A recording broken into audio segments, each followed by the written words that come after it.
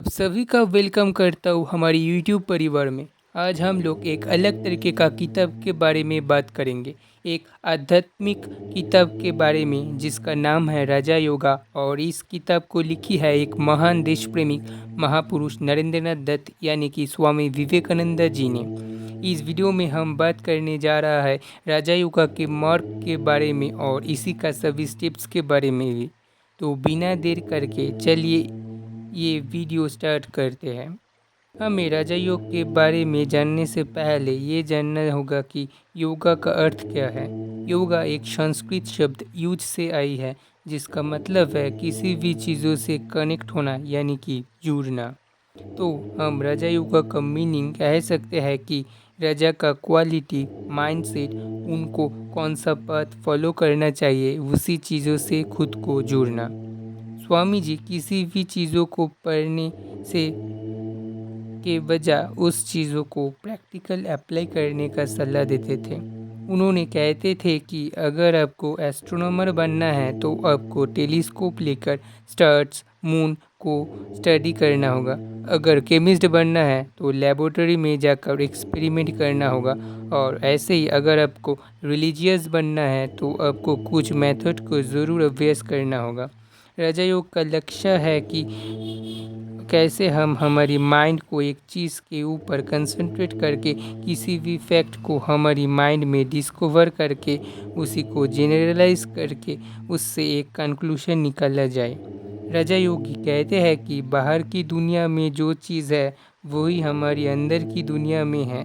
तो हम अंदर की दुनिया में जैसा सोचेंगे हमारी बाहर की दुनिया भी ऐसा ही बन जाएगी। तो जो अंदर की दुनिया को कंट्रोल करना सीख जाएगी वो बाहर की दुनिया को भी ज़रूर कंट्रोल कर पाएगी। फिर भी कुछ लोग कहते हैं कि वो बाहर की दुनिया कंट्रोल करके सब कुछ कंट्रोल कर पाते हैं, और कुछ लोग अंदर की दुनिया कंट्रोल करके। जो लोग उनका नॉलेज का एक्सट्रीम में पहुंच जाते हैं वो लोग ही ये बात कह पाते हैं, क्योंकि असल में अंदर और बाहर की दुनिया का कोई अस्तित्व ही नहीं है, दो चीज़ एक ही है। राजा योग का 8 स्टेप्स में बांटा गया है।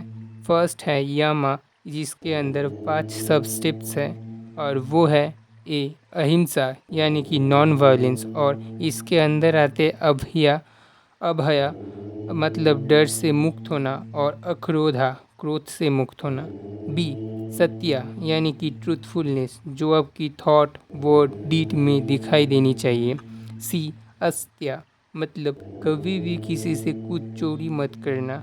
डी ब्रह्मचर्या, आपकी वाइटल फोर्स को बचाना। ई अपरिग्रह यानी कि किसी से गिफ्ट मत लेना। सेकंड में आते हैं नियामा, और इसके अंदर भी 5 स्टेप्स होते हैं। ए शौचा, खुद को क्लीन करना है शौचा। बी संतोषा, आपके पास जो चीज़ है आप उससे खुश हैं। सी तपस, आपके पास किसी भी लक्ष्य को हासिल करने का आग होनी चाहिए। डी श अध्यया यानी कि सेल्फ स्टडी करना। ई ईश्वरा प्राणीधरा, खुद को भगवान के पास सरेंडर कर देना। थर्ड है असना मतलब व्यायाम। फोर्थ है प्राणायामा, आपकी प्राण यानी कि वाइटल फोर्स को कंट्रोल करना। फिफ्थ प्रत्याहारा, किसी भी सेंस से माइंड को हटाना। सिक्स्थ धरना, कंसंट्रेट करना। सेवेंथ ध्याना, मेडिटेट करना। और लास्ट में है समाधि, सुपर कॉन्शियस स्टेट में विराजमान होना, और ये कहा जाता है कि समाधि ही हमारा अंतिम लक्ष्य है। तो चलिए अब ये सब स्टेप्स के बारे में और भी डिटेल में बात करते हैं। ये यामा और नियमा एकदम बेसिक है, और इसके बिना एक योगी आगे नहीं बढ़ सकते हैं। एक योगी का कभी भी किसी का खराब करने का चिंता भी दिमाग में नहीं आएगा, चाहे वो किसी इंसान हो या कोई जानवर। वो हमेशा सबको क्षमा करने का मनसा लेके चलेगा। इसके बाद आते हैं आसना। ये शारीरिक और मानसिक एक्सरसाइज के सीरीज़ है जो हमें रोज़ करना पड़ता है जब तक ना हम हायर स्टेट्स में पहुंच सकें। इसीलिए हमें एक आसन ढूंढना चाहिए जो हम बहुत देर तक कर सकते हैं।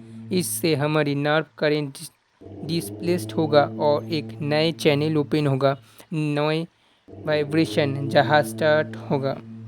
ये सब चीज़ हमारी स्पाइनल कॉलम से स्टार्ट होगा, और तो इसलिए हमारी स्पाइनल कॉलम को फ्री रखना होगा, बिल्कुल सीधा होकर बैठना होगा। हमारी छाती, गले और सिर को स्ट्रेट लाइन में रखना होगा।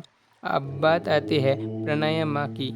इससे इसके लिए पहले आपको आपकी नर्व को प्यूरिफाई करना होगा, और उसका टेक्निक भी स्वामी जी इस किताब में बताया है और प्रैक्टिस करने के लिए कहा है, क्योंकि कोई चीज़ हम तभी समझेंगे जब हम वो एक्सपीरियंस करेंगे।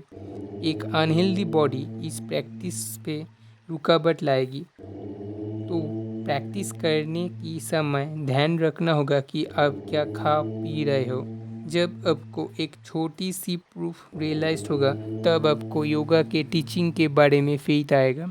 कुछ महीना योगा के बारे में पढ़ाई और प्रैक्टिस करने के बाद आप दूसरे लोगों का थॉट पढ़ पाएंगे। तब उनकी थॉट आपके पास पिक्चर के फॉर्म में आएगा, और बहुत दूर में क्या हो रहे हैं उसके बारे में भी आपको पता चल जाएगा। हमारे पास जो इंस्ट्रूमेंट है वो है हमारा शरीर। इसको हमें स्ट्रॉन्ग और हेल्दी रखना पड़ेगा, क्योंकि मानव देह ही सबसे उत्तम देह है इस यूनिवर्स में। मनुष्य सभी जानवर से बड़ा है, स्वर्ग की अप्सरा से भी, बल्कि देवता को भी मोक्ष पाने के लिए मनुष्य बन के जन्म लेना होते हैं। जो नीच श्रेणी की जानवर है वो ज़्यादातर तमोगुण से भरा है। स्वामी जी ने इस किताब में और भी कहा है कि कैसे, कब और क्या करना चाहिए हमें प्रेयर के दौरान। भारत के पुराने दार्शनिक मानते थे कि पूरे यूनिवर्स दो चीज़ से बने हुए हैं, और उसमें से एक है आकाश। आकाश हर जगह प्रेजेंट होते हैं, और इससे ही एयर बनते हैं, एयर से लिक्विड, लिक्विड से सॉलिड। हम जो चीज़ देख पाते हैं, महसूस कर सकते हैं, वो सब चीज़ आकाश से ही बने हुए हैं। आकाश से ही सब चीज़ की शुरुआत होते हैं, और बाद में आकाश में ही मिल जाते हैं। और दूसरी चीज़ है प्राणा, यानी कि वाइटल फोर्स, जो आकाश की तरह ही हर जगह प्रेजेंट होते हैं, और वो सब चीज़ को मैनिफेस्ट करते हैं, जैसे मोशन, ग्रेविटेशन, मैग्नेटिज्म। प्राणा ही मैनिफेस्ट करते हैं हमारे शरीर के द्वारा किया गए कर्म को, नर्व करेंट्स, थॉट फोर्स के द्वारा। प्राणायाम हमें सिखाते हैं प्राणा के बारे में और उसको कंट्रोल कैसे किया जाता है। स्वामी जी और भी कहते हैं कि अगर हम हमारा शरीर का कुछ मसल को कंट्रोल कर सकते हैं, तो हर मसल्स को क्यों नहीं कर सकते हैं। ऐसे बहुत सारे एनिमल्स हैं जो एयर को मूव कर सकते हैं, लेकिन हम नहीं कर सकते हैं, क्योंकि हम उसी चीज़ का अभ्यास नहीं करते हैं। जब हम हमारा बॉडी को हर पार्ट को कंट्रोल कर सकेंगे, तब हमारी शरीर बीमार भी नहीं पड़ेंगे, और कोई चीज़ हमें दुख भी नहीं दे पाएगी। ऐसे हम दूसरों को भी कंट्रोल कर पाएंगे। इस दुनिया में हर चीज़ इन्फेक्शन की तरह फैलते हैं, चाहे वो अच्छा हो या बुरा। यदि आप स्ट्रॉन्ग और हेल्दी हो, तो आपके आसपास जो होगा वो भी स्ट्रॉन्ग एंड हेल्दी महसूस करेगा। किंतु अगर आप सिक और वीक हो, तो आपके पास जो रहेगा वो भी सेम महसूस करेगा, क्योंकि एक वाइब्रेशन होता है जो एक बॉडी से और एक बॉडी में ट्रांसमिट होता है। स्वामी जी कहते हैं कि फेथ हीलर्स कुछ गलती करते हैं। वो सोचते हैं कि फेथ से ही पेशेंट ठीक हो जाएगा।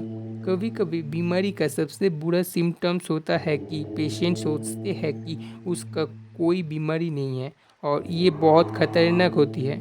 जब एक आदमी उनकी एनर्जी को कंसंट्रेट कर लेते हैं, तब प्राणा के ऊपर मास्टरी कर लेते हैं। असल में जब लोग मेडिटेशन करते हैं, तब वो प्राणा के ऊपर ही कंसंट्रेट करते हैं। योगीस कहते थे कि दो तरीके का नर्व करेंट्स होते हैं हमारे स्पाइनल कॉलम्स में, एक पिंगला और दूसरा ईदा, और एक हॉलो कैनल सुषुम्ना होते हैं जो पूरे स्पाइनल कॉर्ड में है। योगीस और भी कहते हैं कि हॉलो कैनल की नीचे हिस्से में है लोटस ऑफ द कुंडलिनी, जिसको मूलाधार भी कहा जाता है, और वह पर हमारा कुंडलिनी एनर्जी कॉइल्ड होकर स्टोर होता है। जब बेस मूलाधार से वो एनर्जी स्टेप बाय स्टेप हमारा क्राउन चक्र यानी कि सहस्त्र में पहुंचते हैं, तो अब योगी माइंड बॉडी से बिल्कुल अलग हो जाते हैं, और उनकी सोल मुक्त हो जाते हैं। हमारी लेफ्ट नॉस्ट्रिल में ईडा कैनल कनेक्ट होते हैं और राइट नॉस्ट्रिल से पिंगला कैनल। एक योगी का सुषुम्ना हमेशा खुला रहते हैं। कुल मिलाकर हमारे स्पाइनल कॉर्ड से ब्रेन तक 8 चक्र होते हैं। स्पाइनल कॉर्ड का निचले भाग पे है मूलाधार चक्र, उसके ऊपर स्वादिष्ठाना, फिर मणिपुरा, नेक्स्ट अनाहता, देन विशुद्धिया, फिर अजना और सबके बाद जो ब्रेन में होते हैं वो है सहस्रा। हमारा सारा एनर्जी मूलाधार में ही स्टोर होते हैं और धीरे धीरे ये एनर्जी ऊपर जाते हैं, ब्रेन्स में क्राउन चक्र में पहुंचते हैं।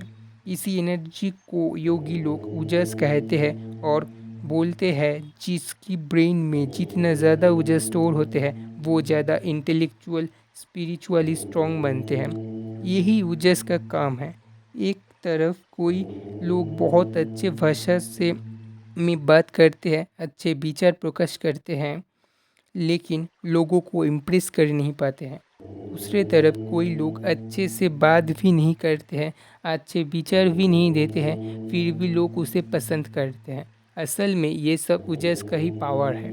अब बात आते हैं प्रत्याहार की। हमारा माइंड एक मंकी की तरह होती है। मंकी जैसे एक जगह शांति से बैठ नहीं पाते हैं, ऐसे ही हमारी माइंड होते हैं जो हमेशा चंचल हैं। जो तो अब बात आती है कि माइंड को कैसे कब्जे में लाए। देखिए, पहले आप शांत होकर बैठिए। आपका माइंड जहाँ जहाँ जाना चाहते हैं उसे जाने दीजिए। अब सिर्फ चीज़ों को ऑब्जर्व करिए। जब तक आपको पता नहीं है कि आपका माइंड क्या कर रहा है, तब तक आप उसे कंट्रोल नहीं कर पाएंगे। ऐसा करेंगे तो आप धीरे धीरे देख पाएंगे कि पहले आपके दिमाग में हज़ारों थॉट्स आते थे, लेकिन कांस्टेंट प्रैक्टिस के बाद थॉट्स की नंबर धीरे धीरे कम होता जाएगा। अब धरना की बात आते हैं, जहाँ पर आपका माइंड को एक सर्टेन पॉइंट के ऊपर हाईलाइट करना है, जो कि बहुत मुश्किल है। तो आप एक लोटस के बारे में सोच सकते हो। एक योगी को हमेशा प्रैक्टिस करना चाहिए, उसे अकेला रहना चाहिए। ज़्यादा लोग से मिलेंगे, बात करेंगे तो उसका माइंड डिस्ट्रैक्ट होगा और ज़्यादा काम भी नहीं करना चाहिए। जिसके पास इतना डिटर्मिनेशन है वही योगी बनने का लायक है। जो प्रैक्टिस करेगा उसका नर्वस एक्साइटमेंट घट जाएगा, कमनेस आएगी, चीज़ों को क्लियरली दिखाई देगी, टेम्परामेंट अच्छा होगा, हेल्थ भी अच्छा होता जाएगा और उसका वॉइस भी ये ही प्राइमरी चेंज दिखाई देगा। जो ज़्यादा प्रैक्टिस करेगा उसे और ज़्यादा साइन मिलेगा, जैसे कि बहुत दूर की आवाज़ सुनाई देगी, अच्छे खुशबू मिल कर पाएगी। और जब आपको कुछ दिखाई देने लगेगी तो आप समझ जाना कि आप बहुत फास्ट प्रोग्रेस कर रहे हो। और इसी तरीके का लोगों को अपना डाइट में ध्यान देना बहुत ज़रूरी है। हो सकते हैं वो मिल्क और सीरियल्स खा सकते हैं, इससे उसे बहुत एडवांटेज मिलेगा। और जो लोग धीरे धीरे ग्रो करना चाहते हैं वो लोग नॉर्मल डाइट ही फॉलो कर सकते हैं।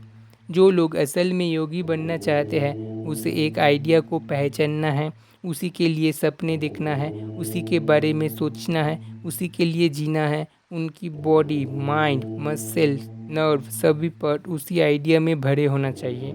ये ही सक्सेस का पाथ है। और ऐसे ही स्पिरिचुअल जायंट्स तैयार होता है। जो एकदम हाई स्टेट्स में जाना चाहते हैं उसे सभी प्रकार का संघ को अवॉइड करना चाहिए, चाहे वो अच्छा हो या बुरा। आपको उसी काम में लगे रहना है, रिजल्ट के बारे में सोचना नहीं है। अगर आप बहुत साहसी है तो आप 6 महीने भी परफेक्ट योगी बन सकते हो। हम खाना कॉन्शियसली खाते हैं, लेकिन जब वो खाना एसिमिलेट ब्लड में मैन्युफैक्चर ब्लड से पूरे बॉडी में अनकॉन्शियसली जाते हैं, लेकिन वो सभी काम भी हमारे बॉडी के अंदर ही होते रहते हैं, लेकिन अनकॉन्शियसली। और हम चाहते तो वो चीज़ को भी हम कॉन्शियसली कंट्रोल कर सकते हैं, और इसी को ध्यान कहते हैं। हमारी माइंड इससे भी हायर कॉन्शियस स्टेट्स में जा सकते हैं। जब माइंड सेल्फ कॉन्शियस लाइन का भी बियॉन्ड चले जाते हैं, उसी स्टेट्स को समाधि यानी कि सुपर कॉन्शियसनेस स्टेट्स कहते हैं। जब एक लोग डीप स्लीप में जाते हैं, उनका बॉडी कॉन्शियसनेस के नीचे जाते हैं, जिसको हम अनकॉन्शियस स्टेट्स कहते हैं, जहाँ पर वो सांस लेते हैं, बॉडी पार्ट को मूव करते हैं और स्लीप के बाद भी वो भी इंसान होते हैं जो सोने के पहले था। सोने से पहले उनके पास जो नॉलेज था उसके बाद भी उनके पास सेम नॉलेज है। उन्हें इनलाइटमेंट नहीं मिला। यदि एक इंसान समाधि में जाते हैं तो यदि वो पहले मूर्ख थे तो समाधि के बाद इनलाइटनमेंट होने से वो एक ऋषि बन जाएगा। योगीस कहते हैं कि इसी स्टेट्स का फ़ायदा जैसे है ऐसे ही नुकसान भी है। इसी स्टेट्स में लोग जाने के बाद वो लोग चीज़ों को हैलुसिनेट करते हैं। तो ये चीज़ एक प्रॉपर योगी के ट्रेनिंग में ही प्रैक्टिस करनी चाहिए। बाद में हम यही कहते सकते हैं कि राजा योगा एक रॉयल पाथ है मोक्ष मिलने के लिए। कुछ लोग राजा योगा को सबसे बेहतर मार्ग मानते हैं। आप राजा योगा, भक्ति योगा, कर्मा योगा, ज्ञान योगा, कोई भी योगा को फॉलो कर सकते हो, लेकिन उसके लिए आपको निरंतर अभ्यास करना होगा। आफ्टर ऑल एक्सपीरियंस ही बेस्ट टीचर होते हैं। तो आज के वीडियो में बस इतना ही। आशा करता हूँ कि इस वीडियो से आपको बहुत नई चीज़ सीखने को मिली है और ऐसे ही हमारे साथ जुड़े रहिए और भी बुक के बारे में जानने के लिए। हम मानते हैं कि किसी भी बुक के बारे में सुनने से उस बुक का पूरा नॉलेज आप जान नहीं पाते हैं। तो अगर आप इस बुक को ख़रीदना चाहते हो तो डिस्क्रिप्शन बॉक्स में जो लिंक है उसी लिंक को क्लिक करके आप इस बुक को ऑर्डर कर सकते हो। Thank you for watching. Till then, bye bye.